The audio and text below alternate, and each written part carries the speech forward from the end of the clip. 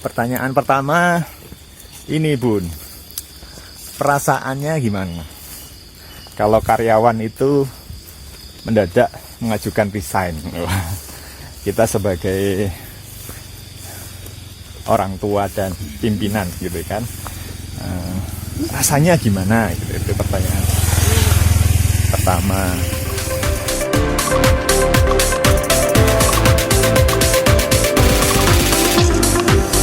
Hai semuanya, kembali bersama saya Priyo Harsono. Saya sedang berada di sebuah tempat bareng istri saya tercinta. Halo semuanya. Tempat ini recommended di kota Wonosari, sebuah cafe bernama Bule Cafe. Nah, mungkin cafe ini diambil dari nama satu jenis pohon populer ya. Ya, saya juga baru tahu kalau itu dari nama pohon ya. Tadi siang sempat 2-3 kali cari-cari cafe yang nyaman untuk kami sambil nugas kalau istilah kami ya. Jadi kalau keliling ke kota-kota lain, kita bawa kerjaan, kemudian mencari tempat yang nyaman untuk tetap bisa berkoordinasi dengan SDM yang ada di tempat usaha kita yang berada di Kota Malang. Rasanya kerja dari jauh gimana Bu Eli, Bu Dr. Gigi Eli? Kerja dari jauh ya, kalau misalnya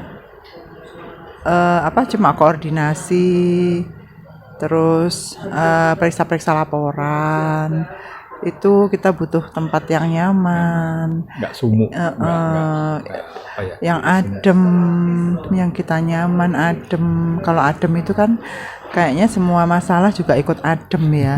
Membaca laporan, membaca semua ini ya kegiatan anak-anak saya itu. Ini punya buku komunikasi untuk selalu menjaga komunikasi dengan staf-stafnya. Iya, dimanapun saya berada selalu anak-anak itu laporan. Jadi kalau kita kerja di tempat yang adem, yang nyaman, itu baca laporannya juga mungkin enak. Bisa dicerna lebih jernih. Malam ini sudah jam 9 malam, mudah-mudahan nanti saya punya kesempatan untuk mengambil gambar di lokasi cafe ini biar juga kayaknya jadi bisa sih ya.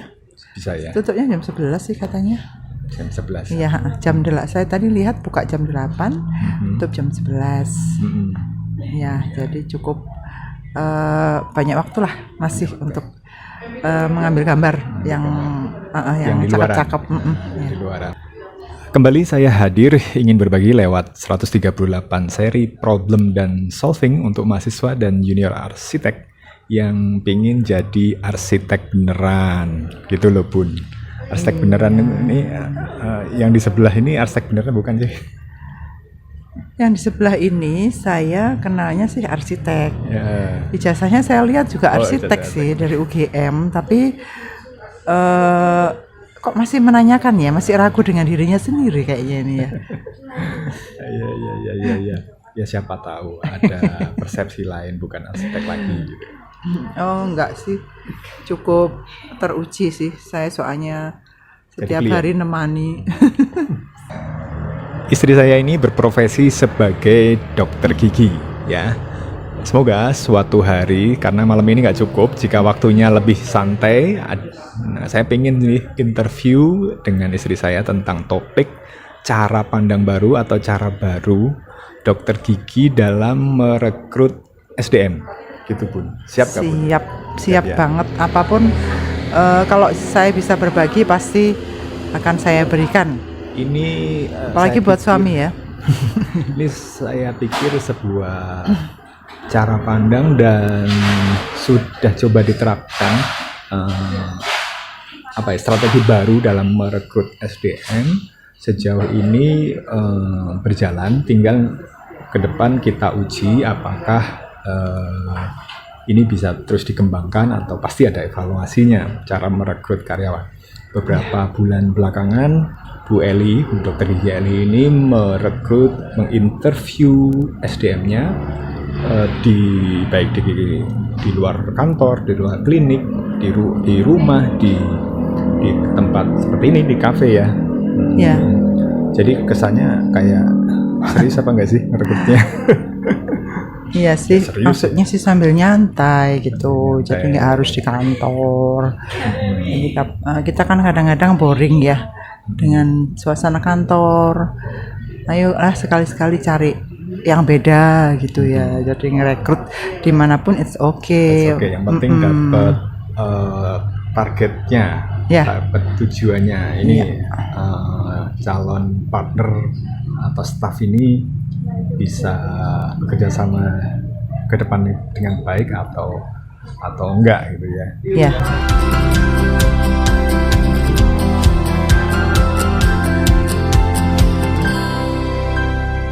Karyawan kalau kerja di suatu perusahaan pasti sudah melalui tahap-tahap, tahap orientasi. Ternyata dalam orientasi dia bisa nih mengerjakan tugas-tugas yang nanti akan dilaksanakan. Akhirnya tahap percobaan. Percobaan itu misalnya kalau sudah masuk ke tahap percobaan, kalau di klinik sih Pak Priyo, Yeah. itu sudah tanda tangan suatu perjanjian. Perjanjian yang ditandatangan itu sudah mengatur bagaimana tata tertib, bagaimana hak dan kewajibannya, bagaimana bila tidak melaksanakan hak dan kewajibannya. Apalagi pasal tentang mengundurkan diri mendadak. Itu kalau secara administratif itu pasti ada denda, Pak Priyo. Ada denda. Ada denda. Jadi kalau memang karyawan ini sudah tanda tangan, berarti kan sudah pasti membaca. Karyawan Berarti ini pasti kalau tahu ada karyawan yang risikonya. resign dadakan itu rasanya tentu kecewa ya Bu ya. Itu di dalam sudut administrasi ya. Oh, Pak sudut Priyo. administrasi. Kalau Betul. dari Psikologi. psikologi dan dari ini ya, dari Penilaian ya dari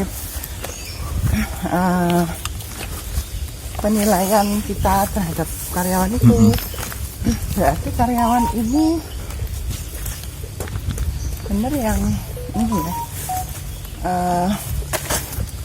tidak loyal karyawan Tidak ini. loyal. kutu loncat kalau istilahnya ya. Betul. Biasanya kalau karyawan demikian nih Pak Priyo, biasanya pengalaman sih kalau memang dia masih ini ya, masih lulusan SMK seperti itu, kita akan semakin mudah terpengaruh. Pengaruh. Ya, Gitu. mudah terpengaruh. Oleh lingkungan ya. Ya, jadi Belum punya pendirian yang kokoh gitu.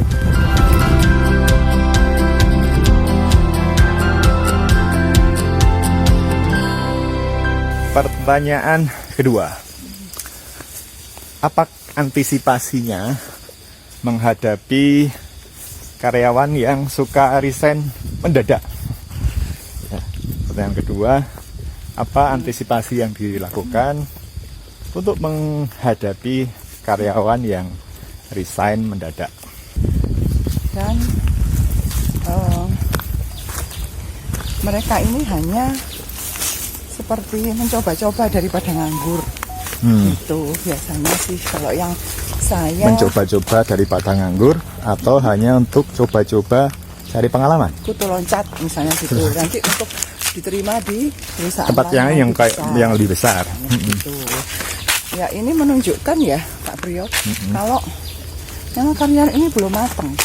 Jadi, Belum matang. belum matang. Jadi dia belum punya suatu target visi yang jelas. Dia nanti ke depannya harus bagaimana sih? Nanti kalau sebetulnya sebagai karyawan itu kan harus Punya punya target sendiri. tujuan. Paling enggak tujuan itu kan tidak bisa kok dalam waktu singkat Pak Priyo. Kita Prosesnya pasti makan waktu. betul. Jadi untuk bisa stay di satu instansi, Iya. satu tempat, untuk bisa mempelajari bagaimana. Mempelajari banyak hal Iya, atau betul. merintis, kalau tujuannya merintis karir.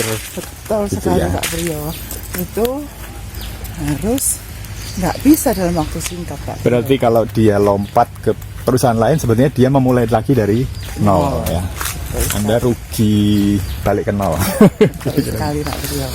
Seperti itu. Kalau memang karyawan ini begitu terus, kapan Nol mau terus. dewasanya, Kapan kapan dewasanya? mau karirnya mau meningkat, dia nggak punya tujuan, jadi nggak punya tujuan hidup. Padahal kan semua harus diatur dari awal. Nanti sekian tahun saya harus sudah posisi di sini, saya harus bisa ini, seperti itu.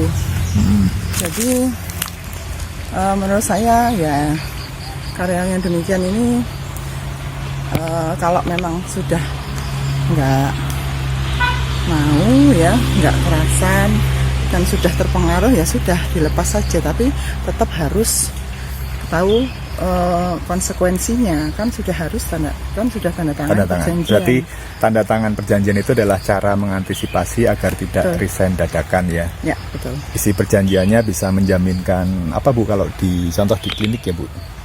Menjaminkan ijazah ya. Oh, kalau di klinik biasanya untuk mencegah hal-hal seperti itu, satu, sebelum masuk ke percobaan harus sudah kumpulkan ijazah. Itu. Kalau tidak mau? Yang kedua, selama dalam masa kontrak setiap bulannya dipotong untuk uang jaminan. Jadi kalau misalnya potongan 200.000 dari gaji misalnya. Kalau selama kontrak tidak, yang bersangkutan tidak mengundurkan diri mendadak atau hilang atau kabur, itu uangnya akan dikembalikan selesai masa kontrak. Tapi kalau misalnya kabur, uang itu hangus, begitu. Itu sudah disepakati di awal.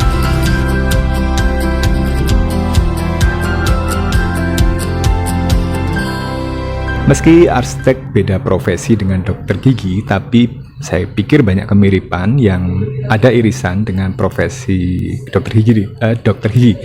Semoga irisan itu bisa kita ketahui dan berguna untuk pengembangan profesi arsitek kembali bagi mahasiswa atau junior arsitek yang pengen jadi arsitek beneran. Sampai ketemu nanti di interview yang lebih rinci. Oke Bun, gitu ya Bun ya? Ya, bye-bye. Dadah.